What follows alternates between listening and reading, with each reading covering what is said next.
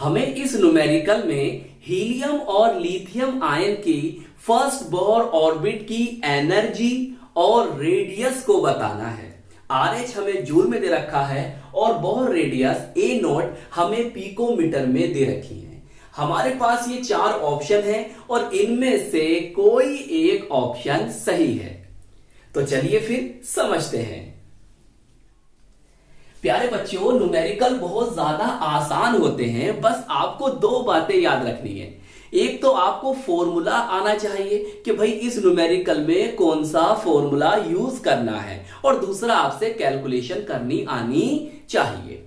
अब एक बात का और ध्यान रखना है कि आपसे वो आंसर कौन सी यूनिट में मांग रहा है, जूल में मांग रहा है, किलो जूल में मांग रहा है, या फिर इलेक्ट्रॉन वोल्ट में मांग रहा है, इसका भी आपको ख्याल रखना है।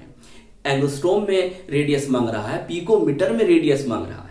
जैसे यहां पर ये जूल की और रेडियस पिकोमीटर की बात कर रहा है, तो बस आपको इन बातों का ध्यान रखना है और न्यूमेरिकल को सोल्व कर लेना है। तो मेरी बात मानिए, चैप्टर वाइज फिजिकल केमिस्ट्री में जितने भी फॉर्मूले हैं उनको आप एक सेपरेट कॉपी बनाइए और उसमें लिख लीजिए, और उन फॉर्मूलों को आप समय समय पर टाइम टू टाइम रिवाइज करते रहिए और कैलकुलेशन को इंप्रूव कर लिए। बिना फॉर्मूले के, बिना कैलकुलेशन के आप न्यूमेरिकल नहीं सीख सकते हैं। देखिए यहां पर फॉर्मूला लगना है और कैलकुलेशन होनी है और आंसर आ जाएगा। देखिए जूल पर एटम के लिए आप प्यारे बच्चों फॉर्मूला ये यूज करोगे, और पिकोमीटर अगर रेडियस है तो ये फॉर्मूला यूज करोगे। En is equal to -2.18 into 10 the power -18 z square upon n square.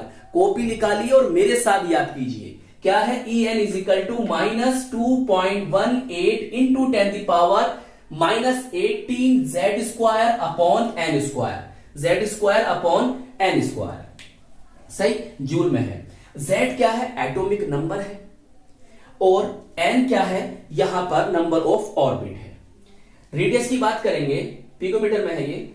Rn is equal to 52.9 into n square upon z।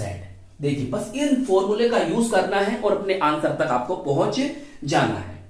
देखिए बात की जा रही है यहां पर लिथियम आयन की, तो लिथियम का एटॉमिक नंबर होता है 3, और बात की जा रही है किसकी, हीलियम की। यहां पे लिख देता हूं हीलियम आयन की। तो प्यारे बच्चों उसका एटॉमिक नंबर होता है 2, तो Z की वैल्यू हमें पता चली। अब बात की जा रही है यहां पर फर्स्ट ऑर्बिट की, तो n इज इक्वल टू 1 हो जाएगा, n इज इक्वल टू 1।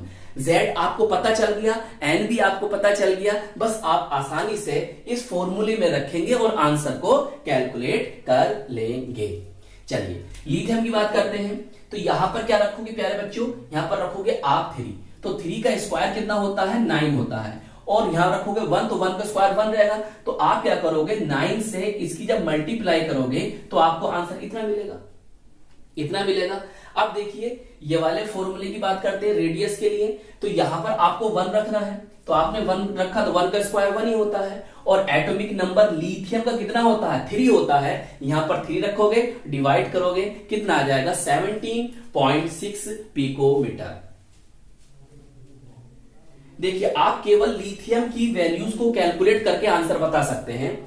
देखो फर्स्ट ऑप्शन में एनर्जी के लिए ये बात है और रेडियस के लिए ये दे रखा है, तो यही हमारे दोनों आंसर आए हैं। अब बताओ इन जैसे ऑप्शन ना तो इसमें है, देखो चेक करो, नहीं है, और थर्ड ऑप्शन में देखो इसमें भी नहीं, तो पावर है 16 है, आ रही है 18, सही, और देखो इसमें भी नहीं है, इसमें भी नहीं है, समझ गए। तो इसी तरह से केवल आपने लिथियम वाली पोर्शन, लिथियम के लिए एनर्जी और रेडियस को कैलकुलेट करा और अपने आंसर को प्राप्त कर लिया। इतना ज्यादा आसान ये होते हैं न्यूमेरिकल, सही। अब हीलियम के लिए भी आप निकाल सकते हो, अब हीलियम के लिए आप खुद से निकालना, सही है, हीलियम के लिए आप खुद से निकालिए ताकि आपको ये न्यूमेरिकल के लिए फॉर्मूले जो है याद हो जाए।